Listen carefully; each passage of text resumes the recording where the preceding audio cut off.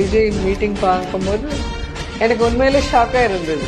ஏன்னா நாங்கள் கவர்மெண்ட்ல இருந்து சிஎம்மா இருந்து ஒரு டிஸ்ட்ரிக்ட்ல ஒரு மீட்டிங் வைக்கணும்னா எவ்வளோ பேர் ஒர்க் பண்ணணும்னு எங்களுக்கு தெரியும். இருக்கிற மினிஸ்டர்ஸ்லேருந்து, எம்எல்ஏலேருந்து, எம்பிலேருந்து, கலெக்டர்ஸ்லேருந்து, எஸ்பிலேருந்து இவ்வளோ பேர் ஒர்க் பண்ணி ஆர்கனைஸ் பண்ணணும். இது ஆர்கனைஸ் பண்ணுறதுக்கு எம்எல்ஏ இல்லை, எம்பி இல்லை, கலெக்டர்ஸ்ல யாரும் இல்லை. எப்படி பண்ணாங்க, எப்படி வந்திருக்குன்னு எனக்கு புரியல. இது வரைக்கும் ஷாக்கிங்காக இருக்கு.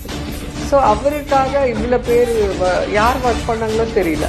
யாருக்குமே ஐடென்டிஃபிகேஷன் இல்லை. இவர் பண்ணார் தெரியல. ஸோ அவங்களா க்ரௌட் வர மாதிரி நம்ம பார்த்துருக்கோம்.